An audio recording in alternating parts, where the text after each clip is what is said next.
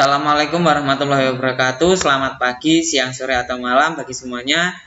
Kemarin kita sudah melakukan pertemuan pertama. Sekarang ini kita akan membahas pada pertemuan keduanya. Kita membahas apa? Nah, kita lanjutkan.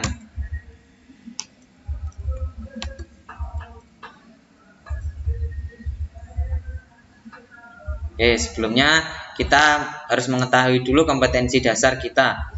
Yang pertama ada titik 11 adalah menentukan indikator keberhasilan tahapan produksi massal. Dan yang kedua ada 4.11-nya membuat indikator keberhasilan tahapan produksi massal.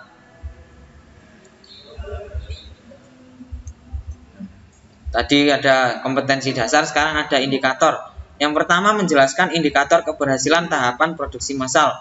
Lalu yang kedua ada menentukan indikator keberhasilan tahapan produksi massal. Langsung saja. Ini indikator yang kedua 4.11. Yang pertama menyusun indikator keberhasilan tahapan produksi massal. Lalu yang kedua ada membuat indikator keberhasilan tahapan produksi massal.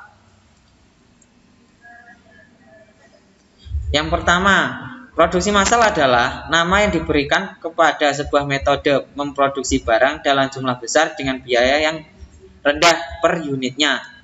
Walaupun harganya yang murah, tetapi tidak berarti barang yang dihasilkan itu memiliki kualitas yang rendah. Sebaliknya, yang diproduksi ini adalah barang dengan jumlah yang besar dan telah distandarisasi oleh interchangeable part atau peralatan yang dapat digunakan untuk memproduksi barang yang sama. Produksi sendiri terdiri dari bangunan, peralatan atau equipment, dan perkakas atau tools.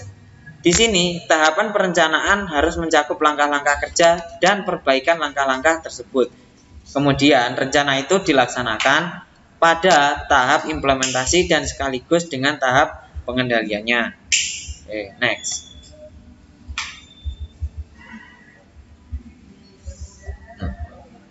Ini adalah proses-proses produksi. Yang pertama adalah produksi, lalu ada persiapan produksi. Apa itu produksi? Produksi adalah membuat barang atau produk dengan menggunakan mesin serta peralatannya yang dibutuhkan, seperti apa aja yang untuk membuat sebuah produk itu digunakan peralatan apa saja, seperti itu.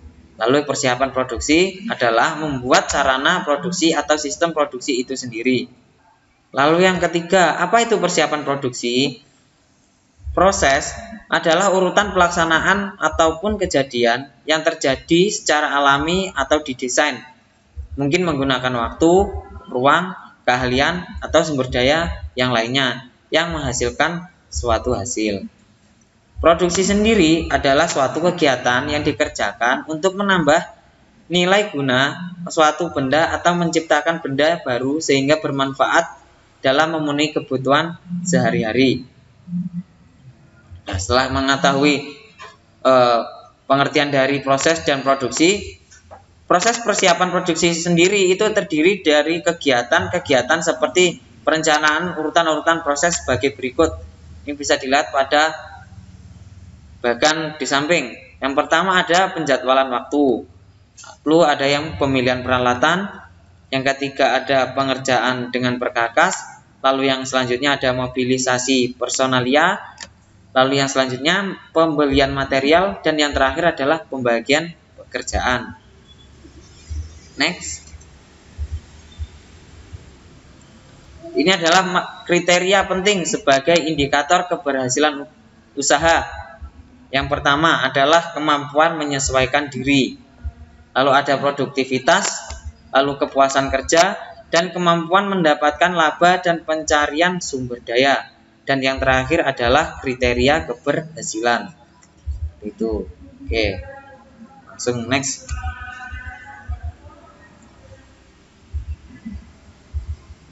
Kesuksesan wirausaha ini disebabkan oleh orientasi pada tindakan yang berada dalam kerangka berpikir wirausaha, di mana ide-ide yang timbul itu dapat segera diterapkan walaupun dalam situasi yang tidak menentu. Karakteristik berpikir pada tindakan kewirausahaan itu ada 5. Yang pertama, sangat bersemangat dalam melihat atau mencari peluang-peluang baru. Lalu yang kedua adalah mengejar peluang dengan disiplin yang ketat. Yang ketiga ada mengejar peluang yang sangat baik dan menghindari mengejar peluang yang melelahkan diri dan organisasi.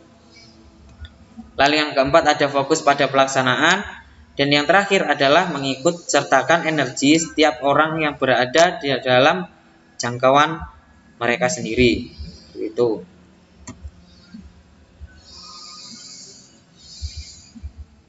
Nah, ini indikator keberhasilan usaha menurut Dwi Rianti tahun 2003 pada halaman 28. Kriteria yang cukup signifikan ini untuk menentukan keberhasilan suatu usaha dapat dilihat dari yang pertama, peningkatan dalam akumulasi modal atau peningkatan modal.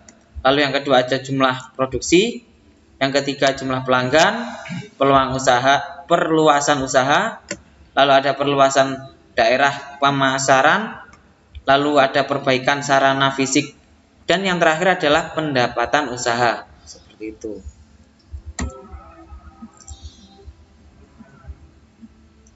Oke, cukup sekian. Terima kasih dan jangan lupa senyum hari ini. Sampai jumpa di pertemuan berikutnya. Wassalamualaikum warahmatullahi wabarakatuh.